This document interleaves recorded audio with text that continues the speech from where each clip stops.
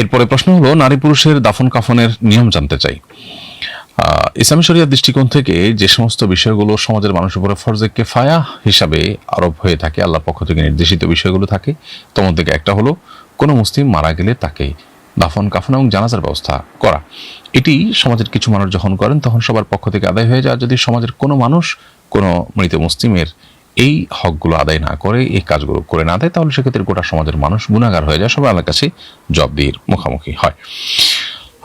দাফন এবং কাফনের ক্ষেত্রে শরিয়ার নির্দেশনা হলো, পুরুষ যদি হন, কোনো মুসলিম পুরুষ যদি মারা যান তাহলে সেক্ষেত্রে তাকে 3 কাপড়ে দাফন করতে হয়, আর নারী যদি হন তাহলে সেক্ষেত্রে তাকে 5 কাপড়ে দাফন করতে হয়, কাফন পরাতে হয়।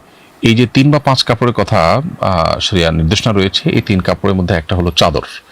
প্রথমে বড় একটা চাদর খাটিয়াতে রেখে তার উপরে পুরুষ হলে তার জন্য একটি লুঙ্গির মতো করে আপনার কোমর থেকে নিয়ে নিচ পর্যন্ত লুঙ্গির মতো করে আরেকটা কাপড় বিছানো, তার উপরে আরেকটা কাপড় হলো জামার মতো করে, যেটা জামাতে সাধারণত যেরকম সাইজ থাকে ওরকম সাইজে আপনার কাঁধের নিচ থেকে নিয়ে নিচ পর্যন্ত আরেকটা কাপড়, অর্থাৎ 3 টুকরো কাপড় দিয়ে তার উপরে লাশ রেখে তারপরে কাপড়গুলোকে আগে বাম পাশ থেকে পরে ডান পাশ থেকে পেঁচিয়ে দিয়ে তারপরে গিরা দিয়ে বেঁধে দেওয়া, কোমরে মাথা যেখানে যেখানে গিরা দেওয়া প্রয়োজন সেখানে গিরা দেওয়া।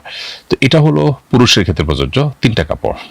একটা হলো বড় চাদর, যেটা সবচেয়ে বাইরে থাকবে, এরপরে একটা লুঙ্গি আর একটা জামা, অর্থাৎ জামার সাইজে সাধারণ কাপড়, জাস্ট সাইজটা জামার হবে, যাতে করে পেঁচিয়ে দিলে জামায় যতটুকু শরীর আবৃত হয় সে ততটুকু আবৃত হয়, লুঙ্গিতে যতটুকু আবৃত হয় ততটুকু যেন আবৃত হয়, চাদরের পুরা লাশটা যেন আবৃত হয়ে যায়। আর যদি মৃত মানুষ কোনো মুসলিম নারী হন তাহলে সেক্ষেত্রে তার জন্য আরো 2টি কাপড় অতিরিক্ত ব্যবহার করার নির্দেশনা রয়েছে। তার একটি হলো মাথার ওড়না, সেটা হলো মাথা থেকে নিয়ে সামান্য আরেকটু বড়, যেটা সাধারণত ওড়না হয়ে থাকে, ওই রকম কাপড় দিয়ে একটু পেঁচানো।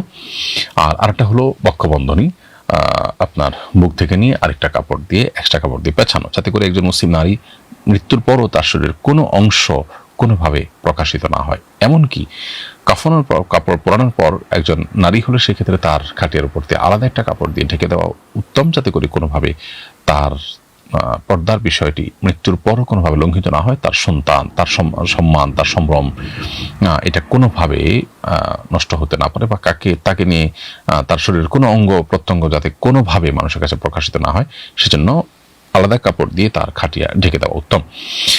আর দাফন করার ক্ষেত্রে নারী হলে সেক্ষেত্রে তার মাহরাম, না হলে খুব নিকটাত্মীয়, না হলে খুব দিনদার কোনো মানুষ থাকলে তারা তাকে খবরে রাখবেন। আর পুরুষ হলে সেক্ষেত্রে একই ধারাবাহিকতায় রাখবেন, বা অন্য কেউ রাখলেও এক্ষেত্রে নারীদের ব্যাপারটা যেরকম গুরুত্বপূর্ণ, পুরুষদের ব্যাপারটা এত বেশি সিরিয়াস না, কারণ এখানে পুরুষকে অন্য পুরুষরা ধরে নামানোর বিষয়, আর নারীকে অন্য পুরুষরা ধরে নামানোর বিষয়টা তখন থাকবে যখন তার নিকটাত্মীয় বা কেউ না থাকবে তখন।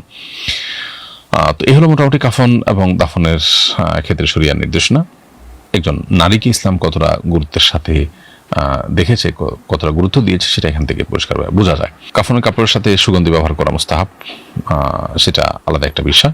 যদি কোনো কারণে সাদা না হয় অন্য কোনো কালার হয় তাতে হয়ে যাবে, কিন্তু উত্তম হলো সাদা হওয়া এবং সেলাইবিহীন হওয়া। এ হলো মোটামুটি নারী এবং পুরুষ মৃত মুসলিমের কাফন এবং দাফনের ক্ষেত্রে শরিয়ার মোটামুটি নির্দেশনা।